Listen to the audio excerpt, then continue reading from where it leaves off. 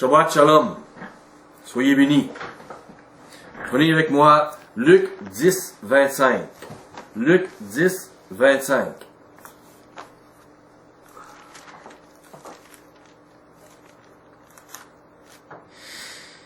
Un docteur de la loi se leva et dit à Yahusha, pour l'éprouver, pas pour connaître. Lui, il n'a pas besoin. D'après lui, il sait. Mais pour l'éprouver, pour l'accuser, Maître, que dois-je faire pour hériter la vie éternelle? Et c'est pourtant la question ultime. Comment l'être humain peut-il avoir la vie éternelle? Et la question est posée par un dirigeant religieux. Souvent, dans le courant de leur vie, Adonai leur donne la réponse. Mais ils ne la veulent pas. Dirigeants chrétiens d'aujourd'hui ou autres, ces choses sont semblables. C'est pas différent d'aujourd'hui, des dirigeants que nous avons, comme de ce temps-là. Ces gens-là disent, nous savons. Et remarquez, la question en elle-même révèle que nous n'avons pas une âme immortelle, qui ira au ciel ou en enfer.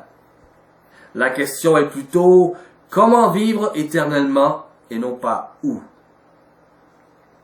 Et Mashiach donne la réponse. Pour avoir droit à la résurrection des morts par laquelle nous obtenons cette vie éternelle. Tant désirée. Au verset 26.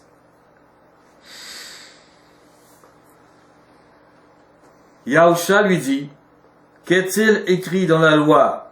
Qui lis-tu? Il lui amène directement la parole de Yahuwah qui nous dit comment vivre pour plaire au Tout-Puissant et avoir la vie.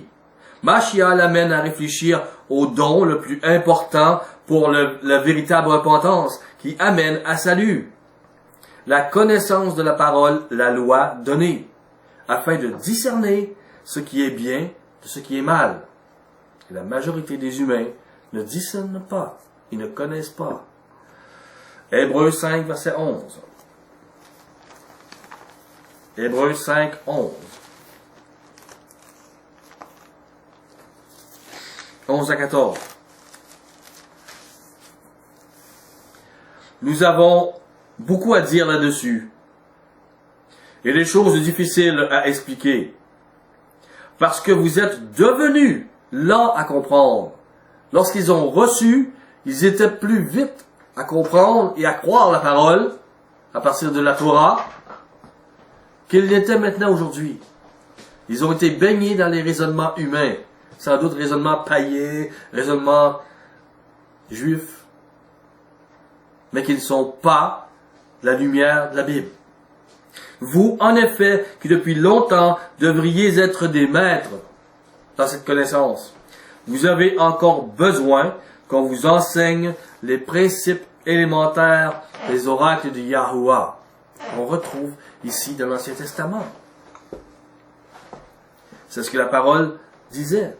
Vous en êtes venus à avoir besoin de lait et non d'une nourriture solide. Or, quiconque en est au lait n'a pas l'expérience de la parole de justice, car il est un enfant. Mais la nourriture solide est pour les hommes faits, pour ceux dont le jugement est exercé par l'usage à discerner ce qui est bien de ce qui est mal.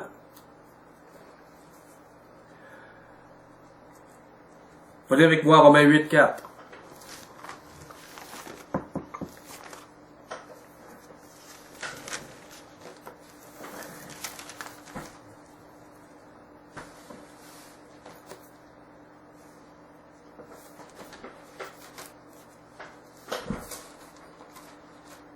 Romains 8, 4. Excusez-moi, j'ai un rhume.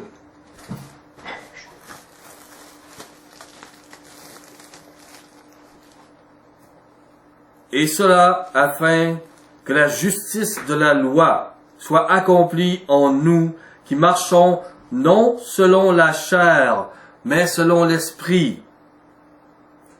Les oracles de Yahuwah sont éclairés par l'Esprit. L'Esprit nous apprend la justice de la loi. Luc 10, 27.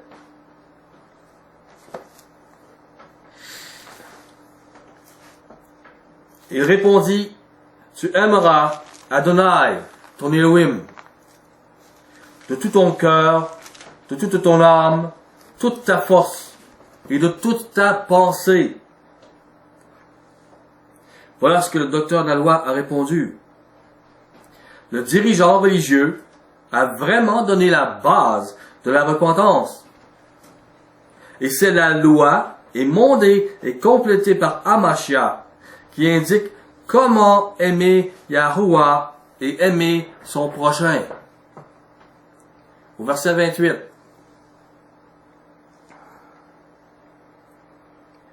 Tu as bien répondu, lui dit Yahusha. Fais cela et tu vivras. Celui qui accomplit la loi sera justifié. Il répond à l'appel.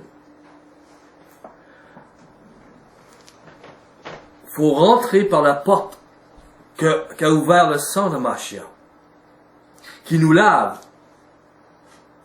Puis l'Esprit Saint que Mashiach a gagné pour nous éclaire pour que nous soyons sanctifiés par la parole et justifiés au regard de Yahuwah. Prenez avec moi Jean 17, 17, ou plutôt Jean 16, 7, 9, commencez. Jean 16, 7, 9.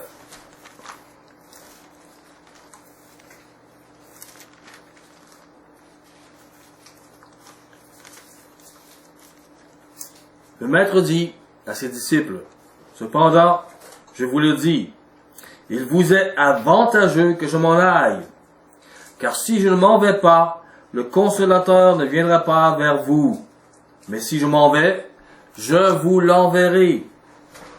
Et quand il sera venu, il convaincra le monde en ce qui concerne le péché, la transgression de la loi, la justice selon la loi et le jugement. Voilà ce que l'Esprit va nous enseigner. Jean 17, 17, le Maître dit, il prie le Père et il dit, sanctifie-les par ta vérité, ta parole est la vérité.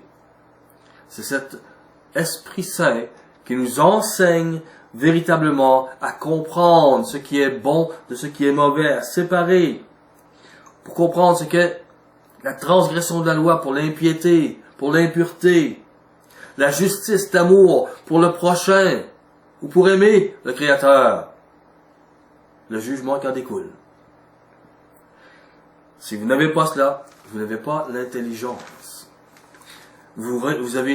Si vous avez eu un peu, vous régressez beaucoup. Voilà ce que dit la parole. Prenez avec moi Romains 2, verset 13.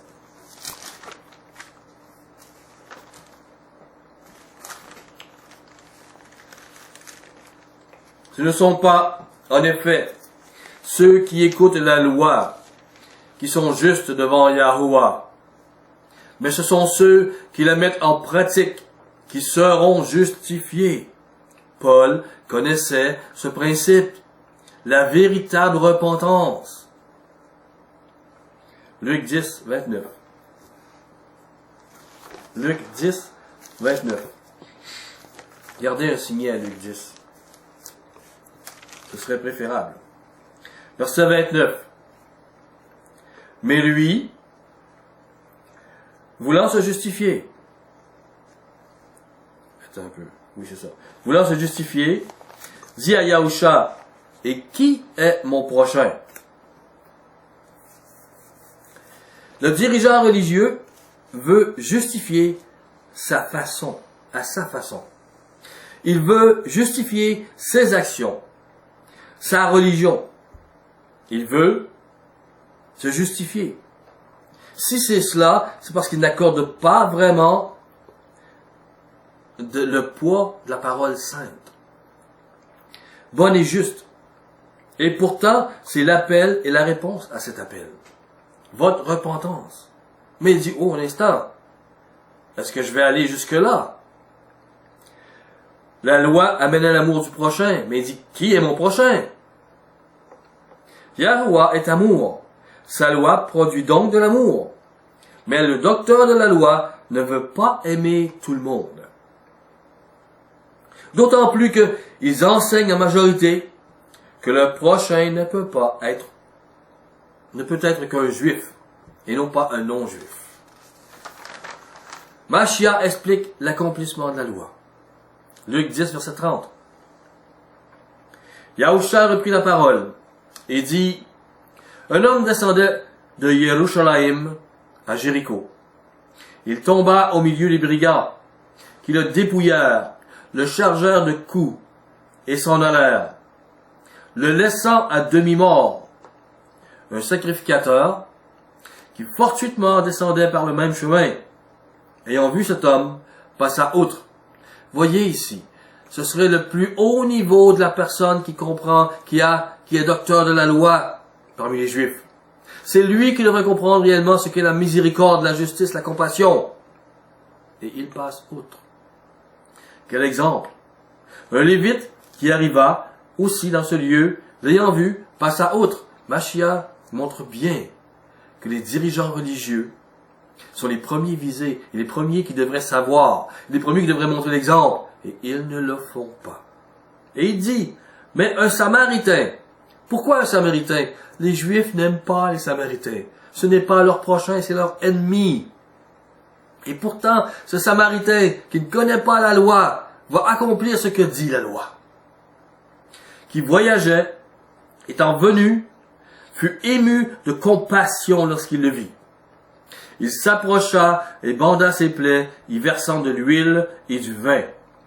Puis il le mit sur sa propre monture, le conduisit à une hôtellerie et prit soin de lui. Le Samaritain s'est mis à marcher.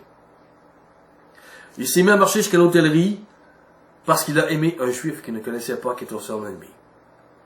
Le lendemain, il tira 2 deniers, les donna à l'autre et dit, « Aie soin de lui, et ce que tu dépenseras de plus, je te le rendrai à mon retour. » Lequel de ces 3 te semble avoir été le prochain de celui qui était tombé au milieu des brigands?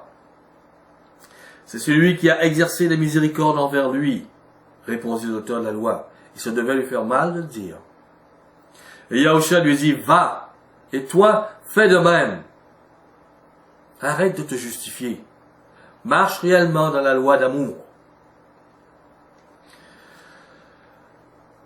L'accomplissement de la loi dans la miséricorde est primordial.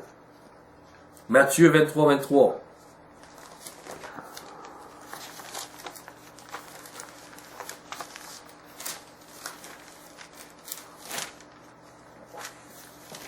Il ne s'agit pas d'avoir une religion, même si elle suivrait Shabbat et les fêtes. Parce que les pharisiens, les docteurs de la loi, suivaient Shabbat et les fêtes. Mais ils étaient durs de cœur. Ils ne comprenaient pas la miséricorde.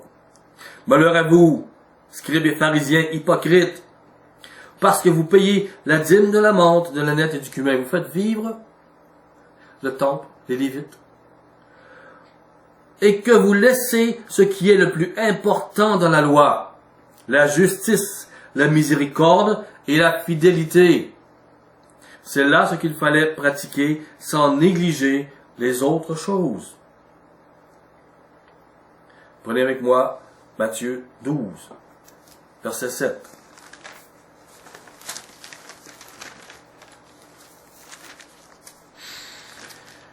Si vous saviez ce que signifie « je prends plaisir à la miséricorde » et non au sacrifice, vous n'auriez pas condamné des innocents. C'est encore au système religieux juif que Mashiach s'en prend. Il devrait être la lumière de ce monde, mais ils enlèvent la science véritable.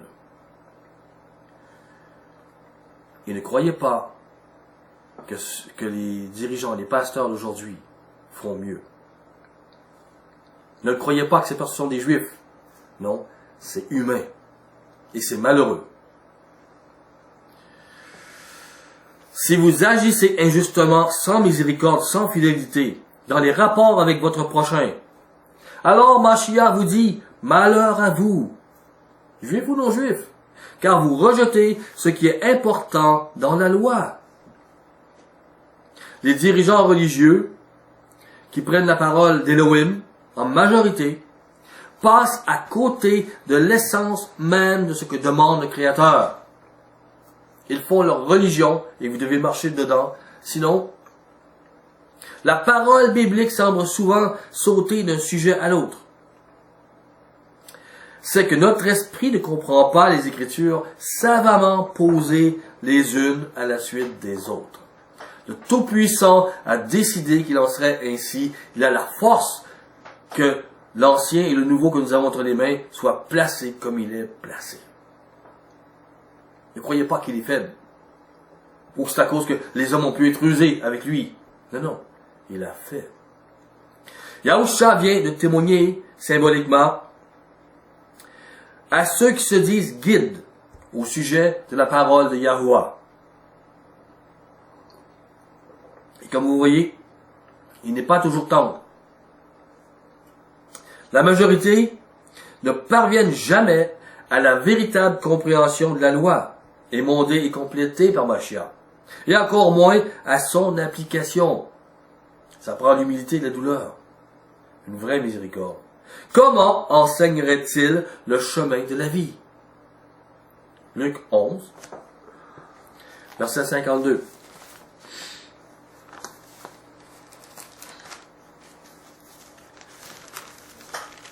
Malheur à vous, docteurs de la loi, parce que vous avez enlevé la clé de la science.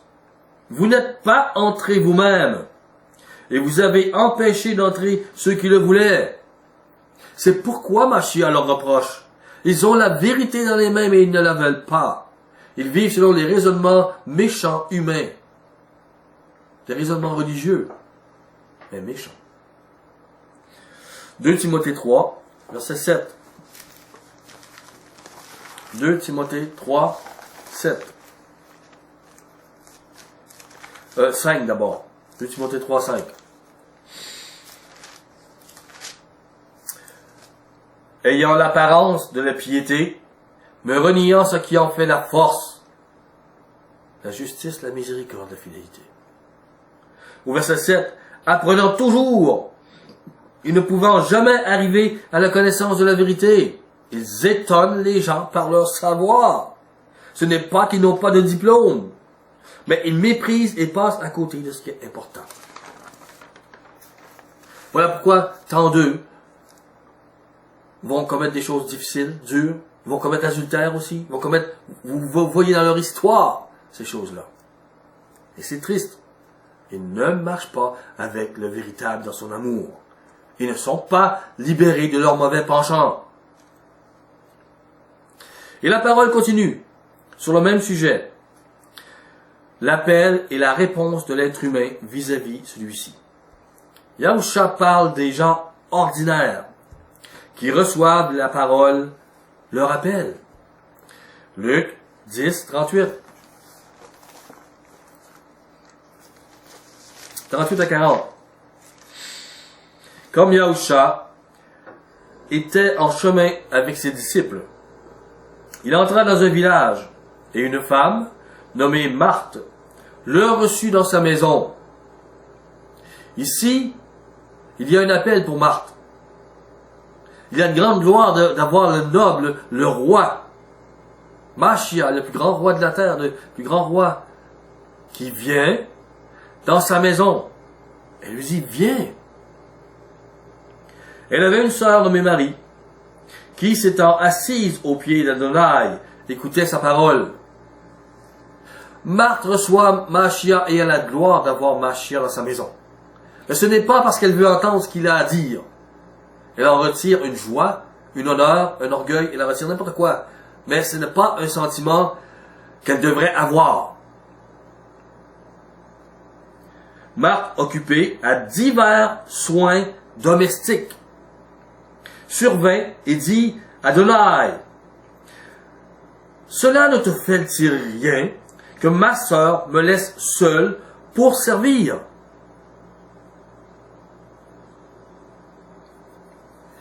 Venez avec moi dans Matthieu 13, 18.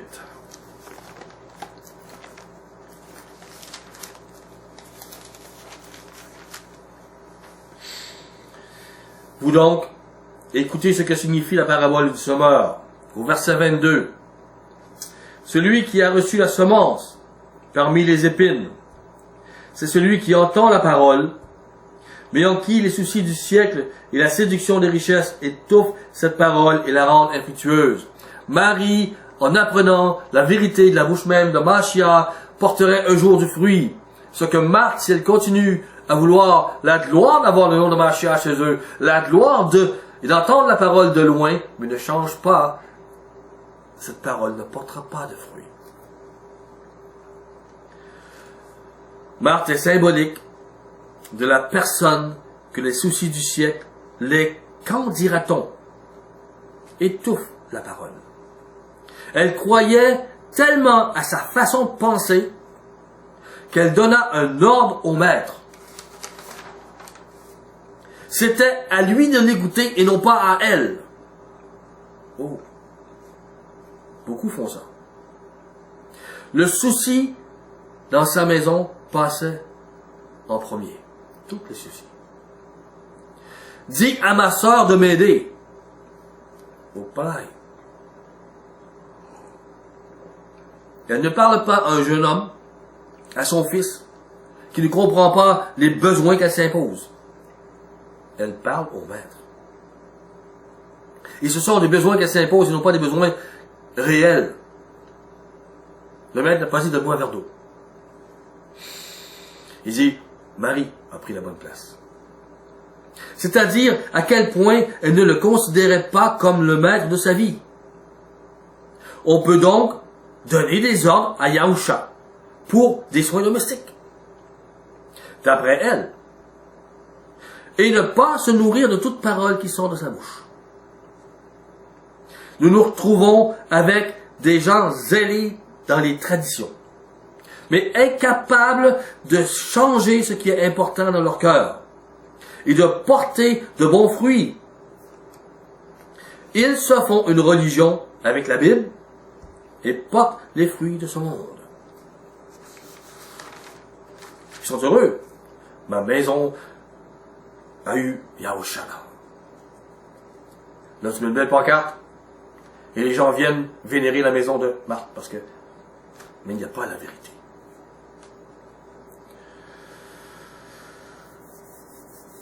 Prenez avec moi Luc 10, 41. Nous allons continuer. 41, 42. Adonai lui répondit, Marthe, Marthe, tu t'inquiètes et tu t'agites pour beaucoup de choses. Et il aurait pu dire qui ne sont pas les plus valables. Une seule chose est nécessaire. Marie a choisi la bonne part qui ne lui sera pas ôtée. Et des gens pourraient dire, oui, mais il doit aimer Marthe aussi. Et puis, il doit lui donner une bonne part. Elle a fait. Si Marthe se repent et fait comme sa sœur, oui. Mais il est en train de dire que non.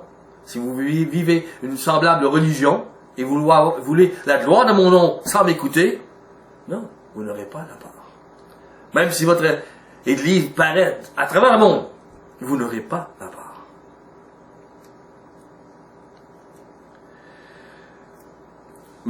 Matthieu 13, verset 23.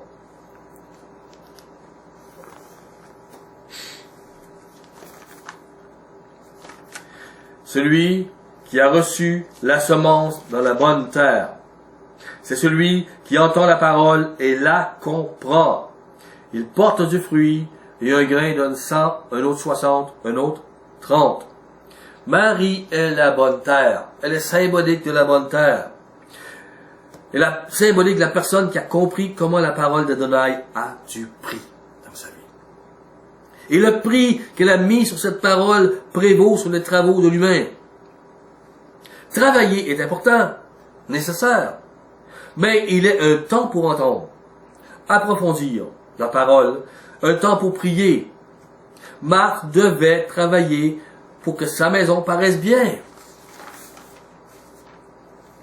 Marthe regarde le plus important pour elle. Le « qu'en dira-t-on » Machia le lui reproche. Il lui reproche de mépriser la parole de Yahuwah que le roi Yahusha vient lui apporter dans sa maison. Quel honneur fait-il? De la majorité humaine, la parole de Yahusha est secondaire. On l'écoute si on a le temps. On l'écoute après avoir fait le primordial pour nous.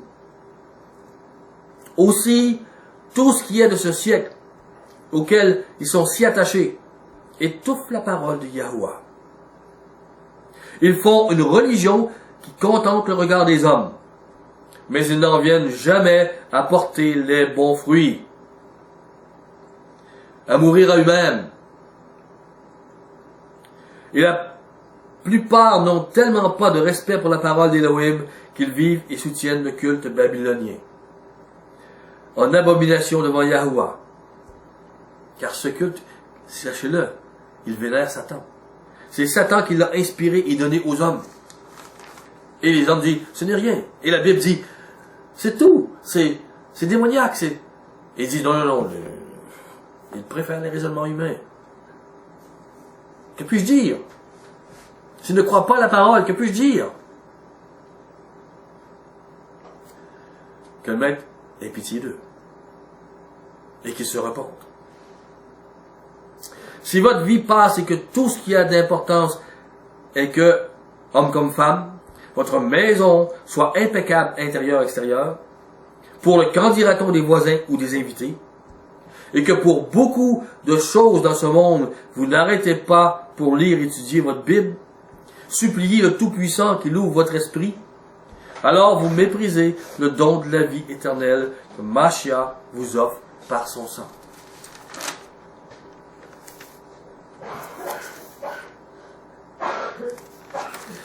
Vous n'avez pas la foi dans le monde à venir, qui est annoncé, et vous préférez travailler pour le monde d'aujourd'hui. Le matérialisme vénère Mammon. Il vénère l'impiété. Il aime les choses hautaines. Il aime Noël, les fausses Pâques. Il n'aime pas qu'on le bouscule et qu'on change, qu'il se repente. Ce que vous venez d'entendre pour Marthe et Marie, c'est l'appel. Prenez avec moi Matthieu 22, 14.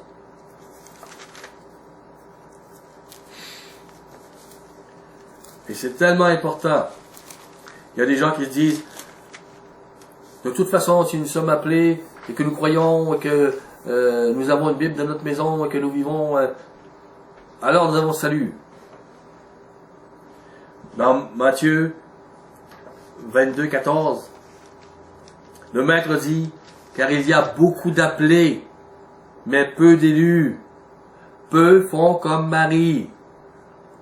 Beaucoup regardent le matériel et ne portent jamais de bons fruits.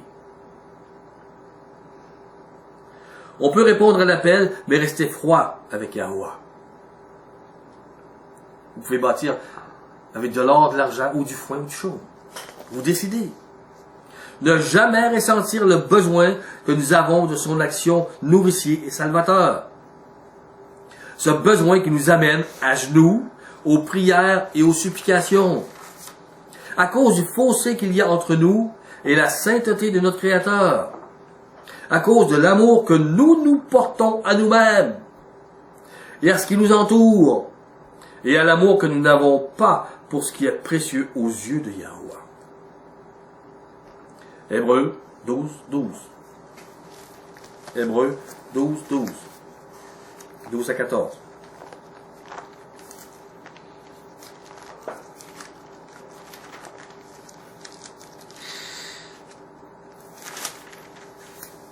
Fortifiez donc vos mains languissantes et vos genoux affaiblis, et suivez avec vos pieds des voies droites, afin que ce qui est boiteux ne dévie pas, mais plutôt se raffermisse. Recherchez la paix avec tous et la sanctification, sans laquelle personne ne verra Adonai. Votre vie, boiteuse face à la sanctification, doit devenir sainte. Et rechercher la paix avec tous. Cela implique aimer et faire du bien à nos ennemis, comme à nos amis. Vous voulez voir Adonai? Il est dans la sainteté, dans le chemin de la sainteté et de la miséricorde. Et voilà pourquoi il est écrit dans Hébreux 12, 15. Veillez à ce que personne ne se prive de la grâce de Yahuwah. Ce n'est pas n'importe quoi. À ce qu'aucune racine d'amertume poussant des rejetons ne produise du trouble et que plusieurs n'en soient infectés. L'amertume est contraire à l'amour. Si vous aimez vos ennemis et que vous cherchez à leur faire du bien, alors les racines d'amertume ne pousseront pas. Si vous ne faites pas ainsi, vous vous priverez de la grâce d'Élohim. Il arrive des choses injustes et humiliantes à tous les disciples de Yahusha. Vous faites partie d'eux. Ce n'est pas qu'il nous arrive des choses injustes qui vous justifiera, mais bien la façon dont vous aurez réagi. On ne doit pas réagir comme ce monde. Après ce symbole de l'appel avec Marie et Marthe, la parole continue avec la prière. Les disciples se sont aperçus que Yahushua Mashiach priait en tout temps et que chaque espace libre dans sa vie devenait prière. Il aimait son Père. Il voulait sa directive, sa direction. Et les disciples voyaient bien que sa relation avec le Père céleste et sa capacité de faire la volonté du Père étaient directement, intimement liées avec ses prières assidues. Et nous devons le voir aussi. Et nous devons imiter Yahusha. Luc 11, 1.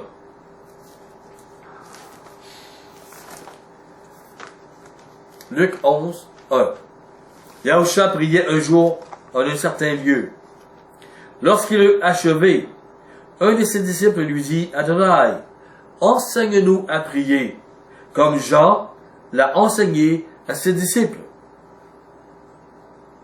Mashiach priait. Mais il allait maintenant montrer à ses disciples une base de la véritable prière, puissante et efficace. Vous devez méditer cette prière. Elle ne doit pas être une vaine redite, quelque chose de vide. La première chose que Mashiach leur dit est de s'adresser au Père. Non seulement la prière doit sanctifier le nom de Yahuwah, le Père Céleste, mais encore elle demande qu'elle le soit par les lèvres, les pensées et les actions des hommes. Les temps d'aujourd'hui sont mauvais. La prière demande le règne à venir.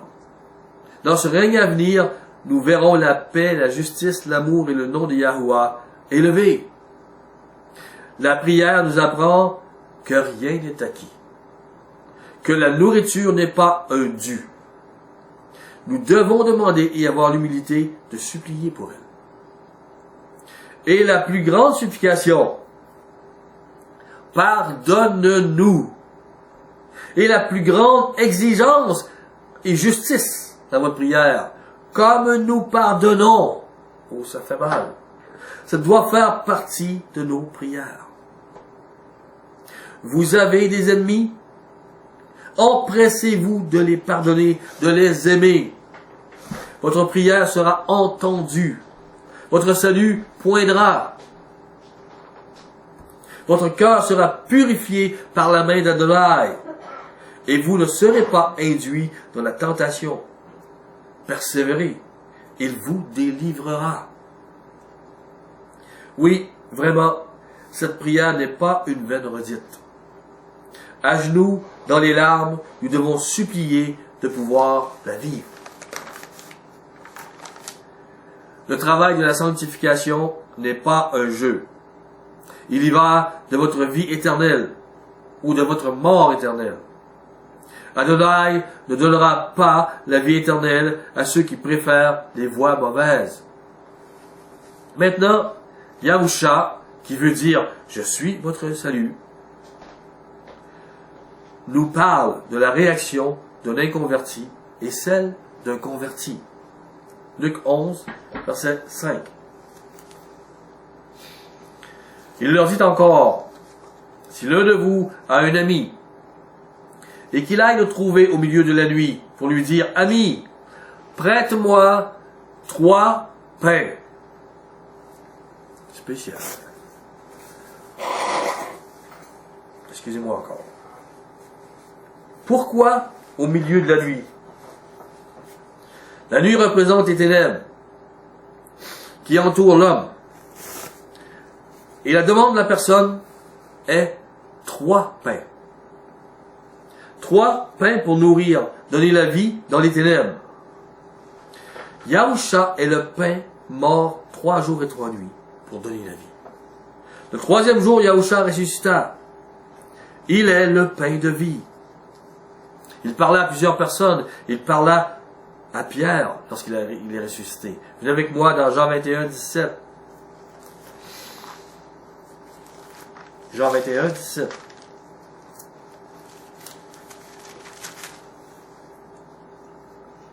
Il lui dit pour la 3e fois, « Simon, fils de Jonas, m'aimes-tu? » Pierre fut attristé de ce qu'il lui avait dit pour la 3e fois. « M'aimes-tu? » Il lui répondit, « Adonai, tu sais toutes choses.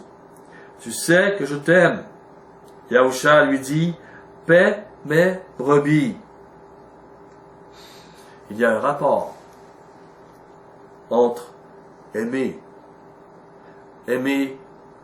Yahuwah, aimer Yahusha et aimer son prochain, paître ses brebis. 3 fois Mashiach dit à Pierre, paie mes brebis. Ceux qui ont été éclairés doivent donner le pain de vie. Ce n'est pas pour rien que Mashiach demande 3 fois à Pierre, m'aimes-tu? Avant de lui donner son travail de prédicateur. Car le prédicateur qui n'a pas cet amour pour Yahusha Mashiach se préfère lui-même. Et il donnera à qui il veut, quand il veut, comment il veut, et même au prix qu'il veut. Et si Yahuwah appelle des gens qui ne sont pas à la hauteur d'après lui, ou s'ils n'ont pas les sous, il ne les considérera pas comme son prochain.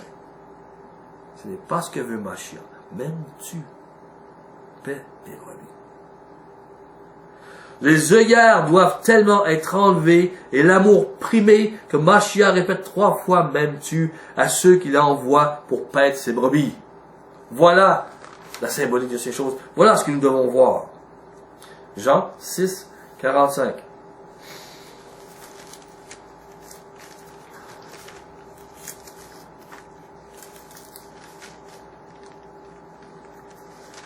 Il est écrit dans les prophètes, ils seront tous enseignés de Yahuwah. Ainsi quiconque a entendu le Père et a reçu son enseignement vient à moi.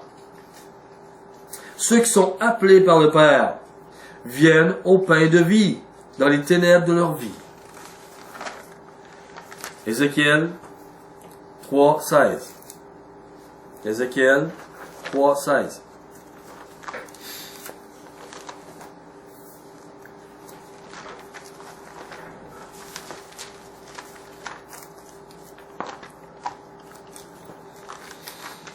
C'est spécial comment c'est écrit.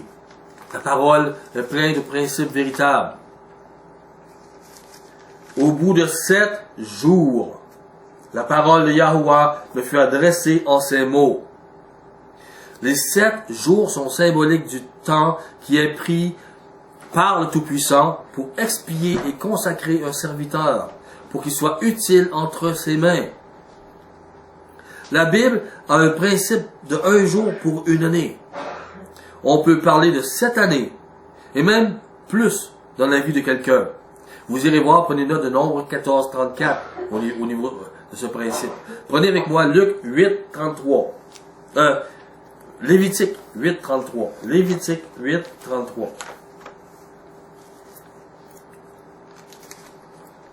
« 33 et 34. Pendant 7 jours, vous ne sortirez point de l'entrée de la tente d'assignation, jusqu'à ce que les jours de votre consécration soient accomplis. car 7 jours seront employés à vous consacrer. Celui qui s'est fait aujourd'hui, ce qui s'est fait aujourd'hui, Yahuwah a ordonné de le faire comme expiation pour vous. Les apôtres ne sont pas été apôtres comme ça. Ils ont eu des années et du travail, une consécration, une expiation, de la douleur, de l'humiliation, avant d'avoir un ministère. C'est ce que le maître fait dans la vie des gens. Ézéchiel 3, 17. Nous retournons dans Ézéchiel.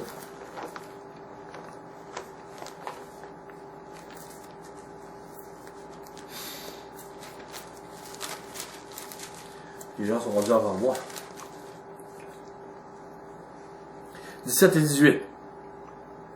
Fils de l'homme, je t'établis comme sentinelle sur la maison d'Israël. Aujourd'hui, on parle des élus, on parle de l'Église, juifs ou non juifs. Tu écouteras la parole qui sortira de ma bouche et tu les avertiras de ma part.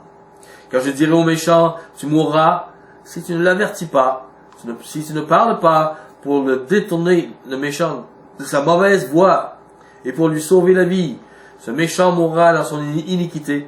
Je te redemanderai son sang. Tu apprends au méchant la voie de la justice et de l'amour. Il fait ce qu'il veut avec. Mais tu dois lui enseigner ou tu dois dire quand le maître t'a montré. Lorsque le frère, l'ami, appelé, demande la nourriture spirituelle, celui à qui elle a été confiée doit la donner de bon cœur. Prenez avec moi Acte 11, 1.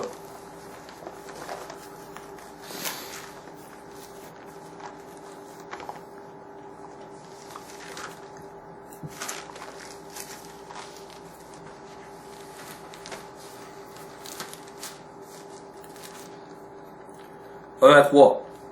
Les apôtres et les frères qui étaient dans la Judée apprirent que les païens avaient aussi reçu la parole de Yahuwah. Quelle réjouissance, direz-vous. Waouh, notre prochain qui a reçu. Quelle joie. La terre entière va se repentir. Non, ce n'est pas leur réaction. Ils ont encore les œillères des pharisiens et des scribes qui leur ont appris. Ton prochain n'est pas juif. Et lorsque Pierre fut monté à Jérusalem, les fidèles circoncis, les Juifs, lui adressèrent des reproches. On n'est pas content. Tu ne marches pas selon notre structure religieuse. En disant, tu es entré chez des incirconcis, tu as mangé avec eux, tu es maintenant impur.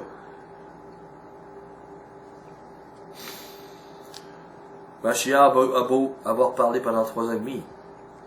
Les gens restent avec leur structure religieuse. Ils ne veulent pas la révélation du Tout-Puissant. Et pourtant, elle était puissante. Et Pierre était un dirigeant. Ils n'en veulent pas. Imaginez.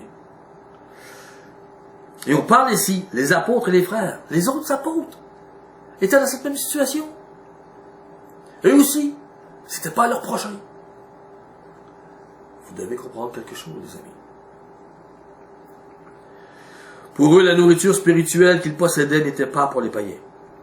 Et dans leur structure religieuse, ils avaient appris depuis leur enfance que les païens n'étaient pas leurs prochains. Venez avec moi dans Jean 6, 51.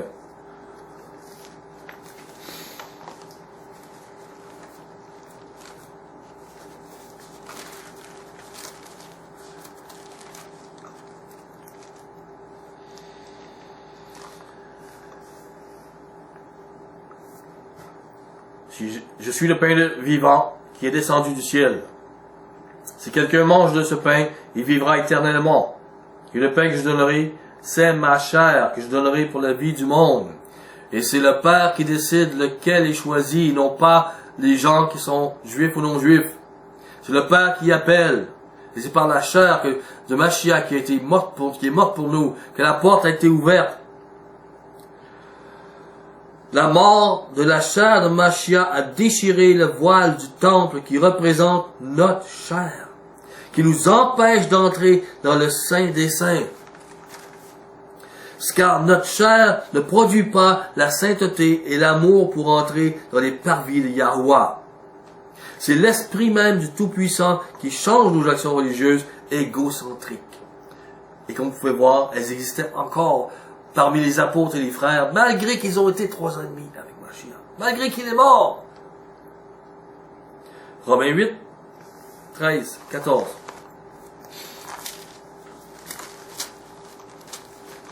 Remarquez, ils ont appris, ils ont grandi, ils ont changé. Ils le devaient. Nous devons changer lorsque le Maître nous apprend, nous révèle. Nous ne devons pas rester dans nos œillères et nos dogmes. Romains 8, 13. Si vous vivez selon la chair, vous mourrez. Mais si par l'esprit vous faites mourir les actions du corps, vous vivrez.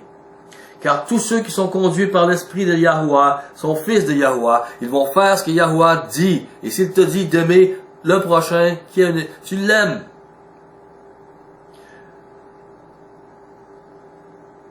Ils sont fils de Yahuwah. Et les autres par la chair ne veulent pas et ne peuvent pas suivre. Prenez avec moi Luc 11. Nous retournons dans Luc 11. Nous n'avons pas terminé. Au verset 6. Car un de mes amis est arrivé de voyage chez moi, et je n'ai rien à lui offrir. Certains ont reçu une connaissance, et d'autres leur demandent de nourrir des appelés. Au verset 7. Et si, de l'intérieur de sa maison, cet ami lui répond, ne m'importune pas, la porte est déjà fermée, mes enfants et moi, nous sommes au lit, je ne puis me lever pour te donner des pains. Plusieurs demandent des avantages, un salaire. Plusieurs ont comme plusieurs assemblées, plusieurs églises. C'est fermé, c'est plus le temps. Ils ne donnent pas gratuitement. Ils veulent la dîme des Lévites ou un gros montant pour un cours. Et je vous assure que nous avons connu ces choses, nous avons vu ces choses. Je ne parle pas sans avoir vécu des choses. Au verset 8, Matthieu 10, 8.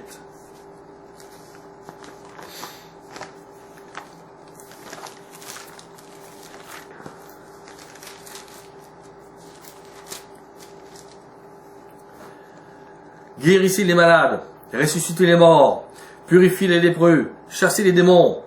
Vous avez reçu gratuitement, donnez gratuitement.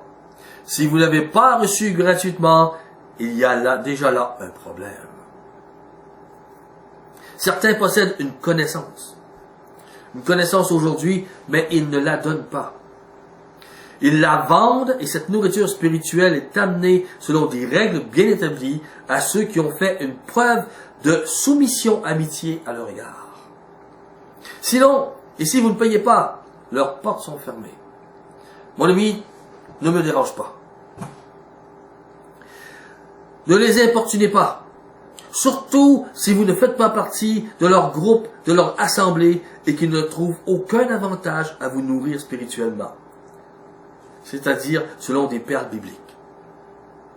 L'ironie est que le fait de vouloir couper ou contrôler le savoir biblique chez les gens leur ferme des portes sur les révélations que donne aujourd'hui Adonai sur l'amour et les prophéties. Et ils sont aveuglés sur plusieurs points et ils ne le savent pas. Et comme ils ferment la porte aux autres, le maître n'ouvre pas la porte pour leur connaissance davantage. Luc 11. Nous retournons dans Luc. Luc 11, verset 8. 8 à 10.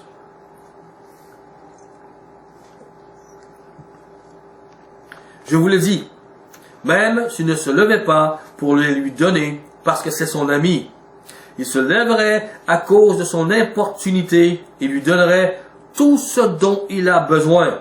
Et moi, je vous dis, demandez et l'on vous donnera. Cherchez et vous trouverez.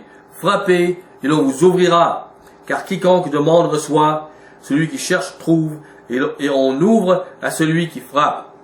Voyez comment ici, il ne s'agissait pas de nourriture physique. Évidemment, c'est une dualité dans cette parole. On doit avoir de la bonté dans nos relations humaines. Évidemment. Mashiach est en train d'enseigner à de futurs enseignants qui ne devraient pas nourrir les appelés pour un profit calculateur, comme il se fait aujourd'hui. Tristement. Luc 11, 11. Jusqu'à 13. Quel est parmi vous le père qui donnera une pierre à son fils s'il lui demande du pain? Ou s'il demande un poisson, lui donnera-t-il un serpent au lieu d'un poisson? Ou s'il demande un œuf, lui donnera-t-il un scorpion? Si donc, méchant comme vous l'êtes, vous savez donner de bonnes choses à vos enfants, à combien plus forte raison le Père Céleste donnera-t-il le Saint-Esprit à ceux qui le lui demandent? Nous devons imiter le Père Céleste dans sa bonté. Et maintenant, comme si cela n'avait aucun rapport, la parole poursuit en témoignant d'un acte de délivrance. Car les humains croient pouvoir donner avant d'avoir reçu.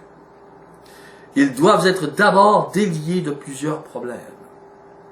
Luc 11, verset 14. Yahusha chassa un démon qui était muet. Lorsque le démon fut sorti, le muet parla. Et la foule fut dans l'admiration. La parole biblique vient de témoigner de la véritable repentance, de la soumission, de l'adoration du Père et de l'amour du prochain. C'est énorme. Tout cela par Yahusha Mashiach. Et nous voyons une délivrance. Et notre esprit s'imagine, oui, c'est pour un tel ou un tel qui en a besoin de cette délivrance. Mais oui, c'est pour les autres. Mais cette délivrance a servi de symbole pour nous.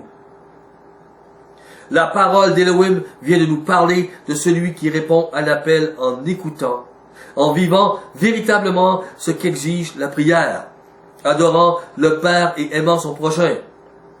Et ce que la parole nous dit réellement, c'est que ce sont ces gens qui se mettent à parler. Et que la foule, reconnaissant le prodige, sont pour beaucoup surpris. Le démon fut chassé et le muet parla. Est symbolique des hommes choisis par Yahuwah, souvent peu éduqués et manquant d'assurance, qui, comme par un prodige, se mettent à parler avec assurance des merveilles d'Elohim. Prenez avec moi Acte 2, 14.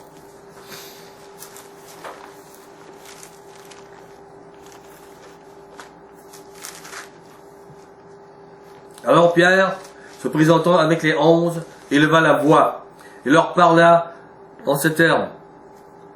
C'est 2, 14, c'est ça? Oui. Hommes juifs, et vous tous qui séjournez à Yerushalayim, sachez ceci et prêtez l'oreille à mes paroles. 4, 13 maintenant. 4, 13. Acte 4, 13. Lorsqu'ils virent l'assurance de Pierre et de Jean, ils furent étonnés. Le muet venait de parler. Sachant que c'étaient des hommes du peuple sans instruction, ils reconnurent pour avoir été avec Yahusha. Il y avait ici un prodige et ils étaient forcés de le reconnaître. 1 Corinthiens 1, 26. Ce n'est pas étonnant. C'est ainsi que le Tout-Puissant agit. 1 Corinthiens 1, 26. Considérez, frères, que parmi vous qui avez été appelés, il n'y a ni beaucoup de sages selon la chair, ni beaucoup de puissants, ni beaucoup de nobles. 1 Corinthiens 1, 27. Mais Yahuwah a choisi les choses folles du monde pour confondre les sages. Yahuwah a choisi les choses faibles du monde pour confondre les forts. Et Yahuwah a choisi les choses viles du monde et celles qu'on méprise, celles qui ne sont point, pour réduire à néant celles qui sont, afin que personne ne se glorifie devant Yahuwah. Or, c'est par lui que vous êtes en Yahusha Mashiach, qui par la volonté de Yahuwah a été fait pour nous sagesse, justice, sanctification et rédemption, afin, comme il est écrit, que celui qui se glorifie dans Adonai. C'est Adonai qui fait tout. Et ce sont ceux-ci qui apportent les 3 pains et qui surprennent le monde. Matthieu 11, 25. Matthieu 11, 25, 26.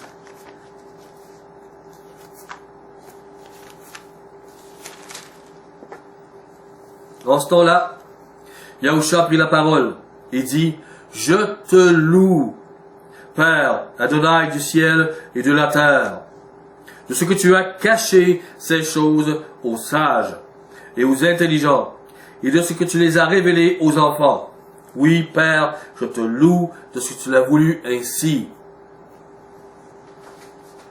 Machia louait le Père de ce qu'il a pris les muets devant ce monde pour qu'ils parlent, ceux qu'on ne considérait pas. Plusieurs prophètes étaient des bergers. Ils sentaient le mouton. Plusieurs apôtres étaient des pêcheurs. Ils sentaient le poisson. Ce n'est pas du tout les gens que les grands de ce monde et les religieux auraient choisis. Pour les gens de pouvoir, pour les gens instruits, les savants et pour les riches, ces petites gens sont vils et méprisables. Tandis que les grands de ce monde parlent, ces petits doivent demeurer muets. Mais lorsque Yahuwah, par Yahusha Mashiach, délivre ses élus, ces méprisés de ce monde se mettent à parler. Avec assurance. Ce qu'ils n'avaient pas. Maintenant, songez à Jean-Baptiste dans le désert. Il demeura muet jusqu'au jour où Adonai ouvrit une porte pour lui. Il n'a pas parlé à 12 ans, à 20 ans ou à 20... Non, lorsque le maître a ouvert la porte. Songez à Étienne. On pourrait dire que sa langue se délia les derniers jours de sa vie, si ce n'est le dernier jour de sa vie. Et il n'était plus muet et il glorifia le Tout-Puissant. Ne cherchez pas à ouvrir des portes vous-même. Cherchez à être délivré des influences du diable dans vos vies. Cherchez à porter les bons fruits et laissez Adonai avoir le contrôle du reste. Jean 3, verset 26.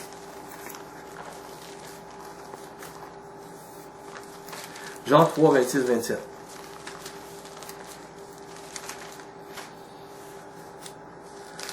Ils vinrent trouver Jean et lui dirent, « Rabbi, celui qui était avec toi au-delà du Jourdain, et à qui tu as rendu témoignage, voici, il baptise, et tous vont à lui. » Jean répondit, « Un homme ne peut recevoir que ce qui lui a été donné du ciel. » Quelle sagesse, quelle humilité, quelle foi.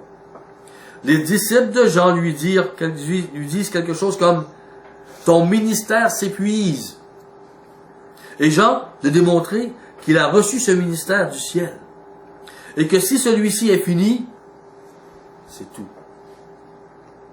Tout ce qu'on peut y ajouter est une cause d'une suite de raisonnements humains qui conduisent à accomplir la volonté de l'homme et non pas celle de Yahuwah. Ses disciples devaient être surpris. Baignés dans les raisonnements humains, ils devaient se dire que Jean, avec tout le charisme qu'il avait, devrait se partir une école, former une élite, une dénomination avec des dômes intouchables, ramasser argent et gloire. Que son ministère ne finisse pas ainsi.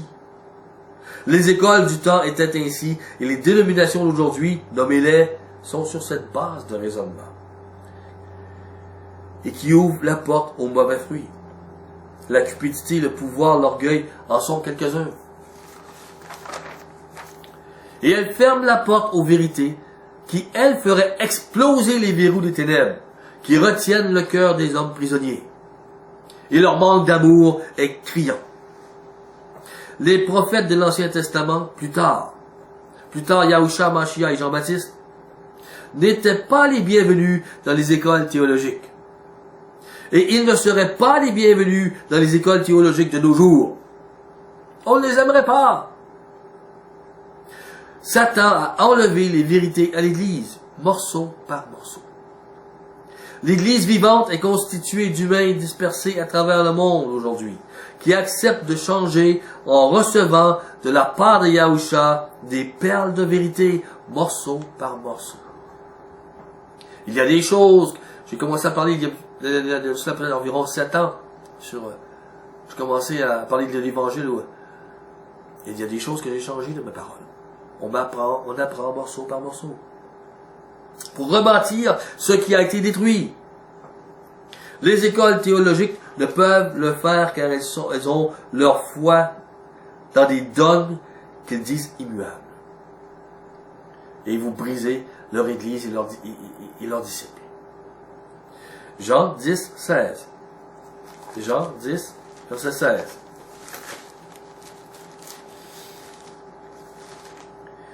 J'ai encore d'autres brebis qui ne sont pas de cette bergerie. Celles-là, il faut aussi que je les amène. Elles entendront ma voix. Il y aura un seul troupeau, un seul berger. Ça fait mal aux plus grandes dénominations de ce monde, qui se croient les uniques et les enseignants de tous. Mashiach révèle ici qu'il n'y aura pas qu'une seule bergerie dominatrice et croyant posséder la science infuse, qui règne sur tous les autres. D'autres brebis, ne faisant pas partie de leur bergerie, seront appelées, et devant Elohim, pas devant les hommes, qui mépriseront leur manque de grandeur, de reconnaissance, d'élite, mais devant Elohim, donc, ils formeront un seul troupeau. Yahuwah les connaît. Mashiach aussi. Il a payé le prix. Les seuls dans ce monde à se soumettre à sa volonté, ce sont eux. Et à connaître comment l'être humain peut avoir la vie éternelle. À changer. Ceux-ci mangent de l'arbre de vie qui leur est donné. Les autres de l'arbre de connaissance du bien et du mal qui forment ces écoles théologiques. Les raisonnements humains qui sont inspirés par le diable. Prenez le dernier passage avec moi, Romains 2, 4, 8.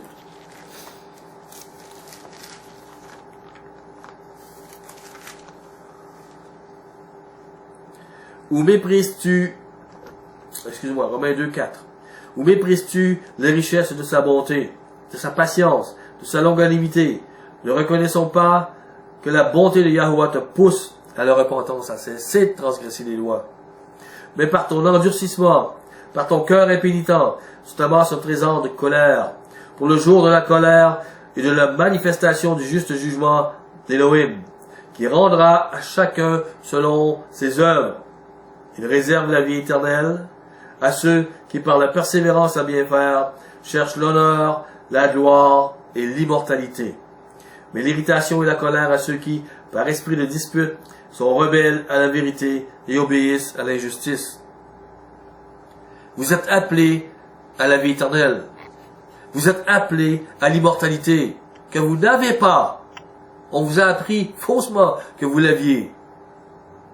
Mais vous n'irez pas au ciel éternellement, vous n'irez pas en enfer éternellement, vous n'avez pas une âme immortelle.